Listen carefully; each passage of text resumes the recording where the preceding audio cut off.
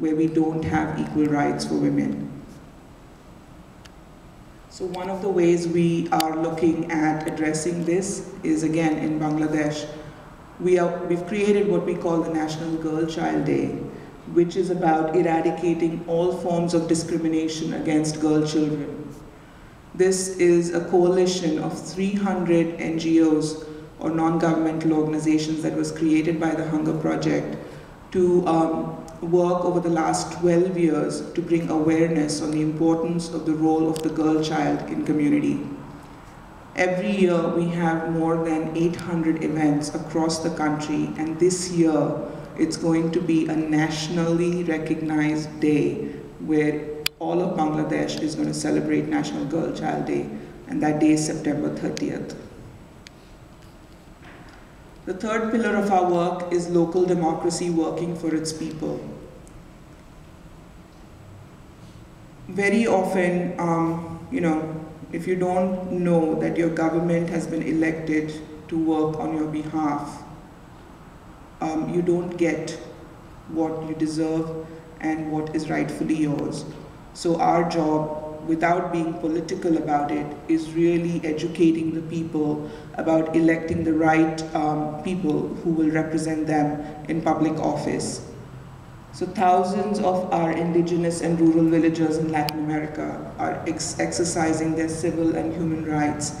In India, every time there's an election period coming around, about 4 months before the elections, we organize a voter awareness campaign where people learn about how to have a non-corrupt electoral process. And we've been really successful at that. In fact, just on International Women's Day, our country director in India was invited to sit on the national government's panel on raising the status of women in India.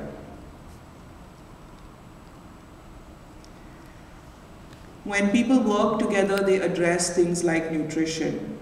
On the left is a picture of this woman. I met this little baby about a year ago, and when I asked how old that little girl was, I was told she was 6 months old. When I held her, she didn't weigh more than 2 months. And it was very clear that she was malnourished. And so one of our goals through the work we do is educating young mothers about the importance of nutrition. One of the programs that the Hunger Project is going to participate in starting this year is the 1,000-day initiative that was launched by Hillary Clinton, which is about really working at that if you don't take care of the baby after it's, while it's conceived until the age of 2, and if any intervention that needs to be taken in terms of malnutrition is not taken, then after the age of 2, it's too late to protect that child from any diseases and from severe malnutrition. It's a struggle for a lot of people, and some of these images, you may wonder, it's happening somewhere out there. But interestingly enough, in some of the travels that I've done, even in this country, I've come across places where I've seen cases of malnutrition. I've seen cases where people, don't get clean water to drink, or they, women don't have the rights that they need to have. So please don't look at anything I'm saying as if it's happening somewhere out there. Just know that it's happening in our world. Some of these actions that are happening here are women have to wake up very early in the morning to go and get water, fetch water for their families' use and for cooking. And they have to walk long hours and carry heavy loads of water. Sometimes one pot of water weighs about 5 or 7 kilos, depending on what utensil they use. Women are stepping out of their homes to vote. This year's, India just had some state elections last month, and the number of women who participated in the electoral process had increased by about 60%, which was unheard of and which really kind of toppled the governments in those states because women were speaking out about what they really needed. Women are becoming literate. The more literate a mother becomes, the better chance her children have of survival, of getting better nutrition, getting, learning more, going to school, and then to college. That little book on the side is a program that we are implementing in Bangladesh. It's for people to learn Bangla in 6 weeks. People who don't know how to read and write, with the help of this book that was created by a professor at Dhaka University, learn how to read and write in 6 weeks. And we don't hand out these books. Anyone who wants to learn has to pay 10 takas, which is not a lot of money. It's probably about 3 or 4 cents. But they actually have to invest in their own education. I spoke about our epicenters in Africa. One of the things that we advocate for is that every committee that the epicenter forms, whether it's for health, education, food, resources, agriculture, has to have 50% representation of both women and men, and they work together. One of the things that we work on is microfinance, and we have been successful in creating 21 rural banks in the epicenters that we have. We have 116 epicenters across the 8 countries in Africa where we work. And all of the rural banks are run and owned by women. We cannot work in Africa without really addressing the issue of HIV/AIDS. And one of the things that we've done is, this is a picture that was taken in Malawi, where women were being ostracized because of the disease and thrown out of their communities.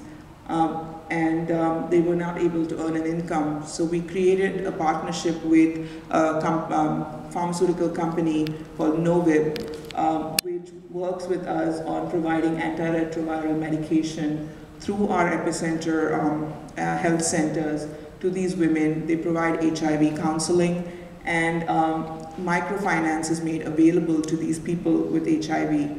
And women and men are both successfully coming back into their communities as viable income generators. Entrepreneurial innovations, just like, feel-good students devise new ideas for their sandwiches. Our communities are innovative in their, what they need.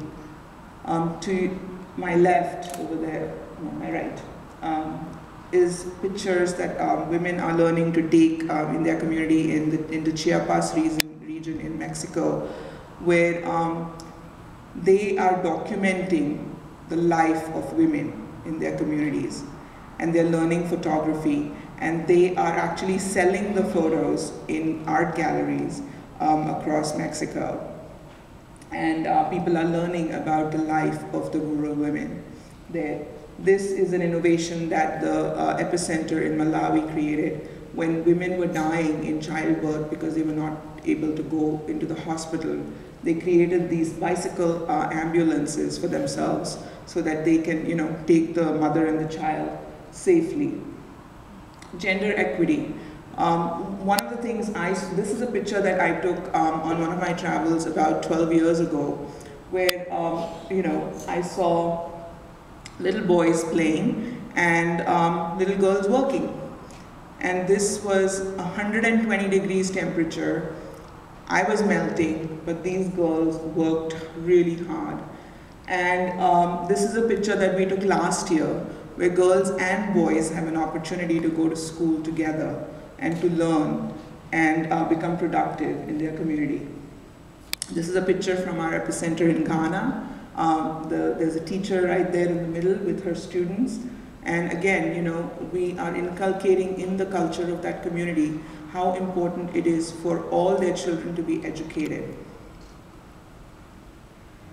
We are building partnerships, and we are mobilizing the youth. Just as Feel Good is mobilizing the youth across the campuses, we are mobilizing youth participation across our programs. These are pictures that were taken in India and in Bangladesh, Um,